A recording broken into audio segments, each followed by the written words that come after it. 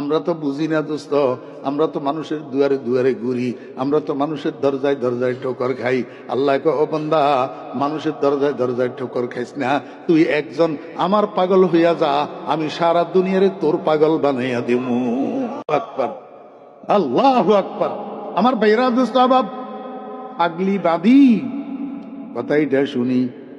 আস্তে আস্তে পার্টিশনের এই পাশে আসছে, পার্টিশনের এই পাশে আসি, সেজদায় পড়ছে।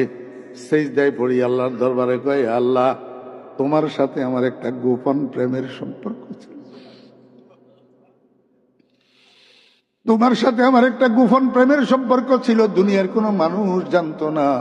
সারা দুনিয়ার মানুষ যখন ঘুমাইয়া পড়তো, দুনিয়াটা নীরব হইয়া যাইত, আমি আস্তে আস্তে গোপনে গোপনে উঠি, ঠান্ডা পানি দিয়ে ওযু করি, তাহাজ্জুদের নামাজ পড়ি, তোমার দরবারে বসি বসি তোমার সাথে নীরবে প্রেম আলাপ করতাম।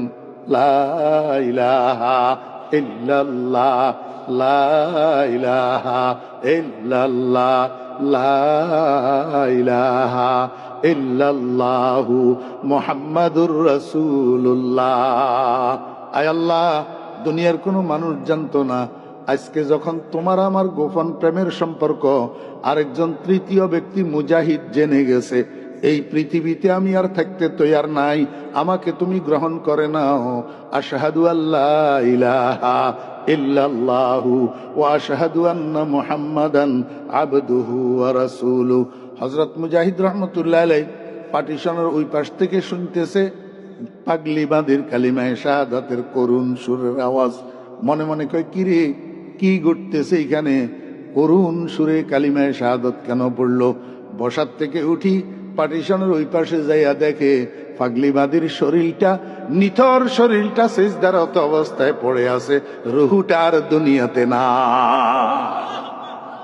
গুফতে কুদ্দুসি ফকিরি দরফানা ও দরবাকা, গুফতে কুদ্দুসি ফকিরি দরফানা ও দরবাকা, खुद ब खुद आजाद बूदी खुद गिरफ्तार आमदी, खुद ब खुद आजाद बूदी खुद गिरफ्तार आमदी। পড়বেন তো তাহাজ্জুদের নামাজ ইনশাআল্লাহ। তো হযরত মুজাহিদ রাহমাতুল্লাহ আলাইহি জলিলুল কদর তাবেঈ। জলিলুল কদর কি? তাবেঈ। শুধু তাবেঈ না, বরং জলিলুল কদর মুহাদ্দিস, উচ্চ মর্যাদা সম্পন্ন মুহাদ্দিস। রাসূলের ছাত্র হযরত আব্দুল্লাহ ইবনে মাসউদ রাদিয়াল্লাহু আনহু আফকাহু আসহাবে রাসূলিল্লাহি সাল্লাল্লাহু আলাইহি ওয়াসাল্লাম, রাসূল আকরাম সাল্লাল্লাহু আলাইহি ওয়াসাল্লামের সাহাবীদের মধ্যে সবচেয়ে বড় ফকিহ হযরত আব্দুল্লাহ ইবনে মাসউদ রাদিয়াল্লাহু আনহুর ছাত্র হযরত মুজাহিদ রাহমাতুল্লাহ আলাইহি।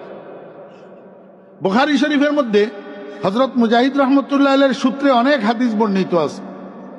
বড় উঁচু মাকামের মানুষ। উনি একদিন বিকেল বেলায় বাজারে গেছেন বাঁধি একটা খরিদ করার জন্য। দাসী দাসী, আমরা এখন কাজের জন্য বাজারের থেকে কামলা বদলা নিয়ে আসি না, এগুলা ভাড়া করা। তখনকার যুগে বাজারের থেকে দাস দাসী খরিদ করার আর বিক্রি করার নিয়ম ছিল, এখন নাই। তো হযরত মুজাহিদ রাহমাতুল্লাহ আলাইহি ঘরোয়া কাজের জন্য দাসী একটা খরিদ করার জন্য বাজারে গেছেন যে একদম শেষ সময় যাইয়া দেখে বাজারে গোলাম বাঁধি নাই, সব বিক্রি হয়ে গেছে। শুধু একজন মালিকে একটা বাঁধি সামনে লইয়া দাঁড়ানো আছে।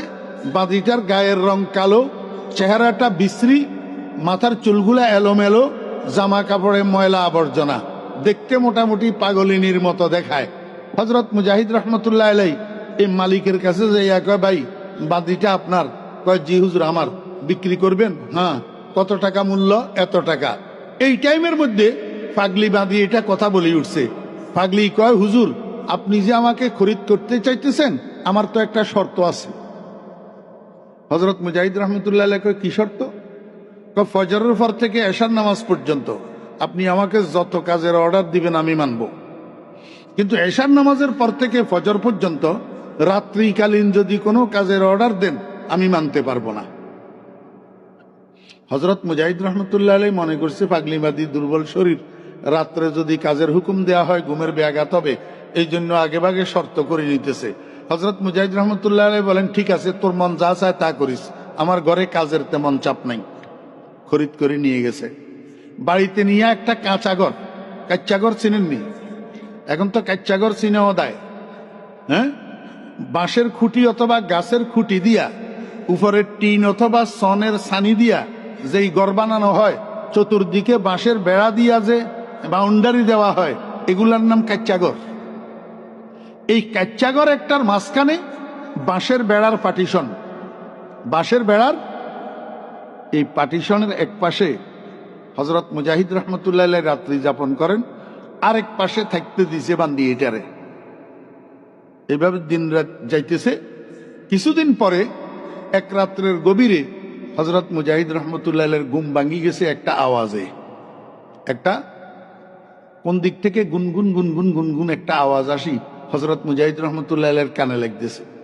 হযরত মুজাহিদ রহমতুল্লাহ আরো একটু ভালোভাবে সজাগ হইয়া বালিশের থেকে মাথারে পৃথক করিয়া শোনার চেষ্টা করি, বুঝতে পারছেন, কনফার্ম হইছেন যে এই আওয়াজটা বেশি দূরের আওয়াজ না, ওই বেড়ার ওই পাশ থেকে আওয়াজটা আসতেছে। পাগলি বাঁধি এটা বসে বসে আল্লাহর দরবারে কাঁদতেছে আর দোয়া করতেছে। কি কয়? পাগলি বাঁধি কয়, হে আল্লাহ, তুমি যে আমাকে মহব্বত করো কোনো সন্দেহ নাই। মাওলাই করিম, তুমি যে আমাকে মহব্বত করো সেই মহব্বতের কসম দিয়া তোমার কাছে জীবনের গুনাহগুলা মাপ চাইতেছি। আমাকে যে তুমি মহব্বত করো সেই মহব্বতের উসিলায় আমার জীবনের গুনাহগুলা মাফ করে দাও। বুঝতে থাকলে বলুন তো কথাটা ভালো না খারাপ? হ্যাঁ, কিন্তু হযরত মুজাহিদ রহমতুল্লাহ আলাইহির কাছে খারাপ লাগছে। হযরত মুজাহিদ রহমতুল্লাহ আলাইহি দিছে ডাক, এই বাদী এদিকে আস। মনিবের ডাক না, পাগলি বাদী তাড়াতাড়ি মুনাজাত শেষ করি যাইয়া দাঁড়াইছে হযরত মুজাহিদ রহমতুল্লাহ আলাইহির সামনে। হুজুর, এই গভীর রাত্রে আমাকে কেন ডাক দিছেন? হযরত মুজাহিদ রহমতুল্লাহ আলাইহি কয়, পাগলি বাদী, তোর মতো বেয়াদব তো আমি আর দুনিয়াতে দেখি নাই। সারা দুনিয়ার ওলি আব্দাল গাউস কুতুবেরা আল্লাহর দরবারে আল্লাহর मोहब्बत ভিক্ষা চায়। मोहब्बत अपना मुझको है खुदा दे, मुझे बीजा में उल्फत के पिला दे, मुझे खोया मेरे अक्लो खरद ने खुदाया अपना दीवाना बना दे।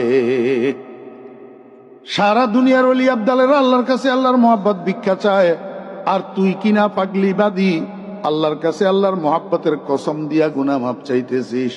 ও পাগলি, জানিস কেমনে তুই আরশে আজিম থেকে তোর কাছে চিঠিপত্র আসছে নাকি?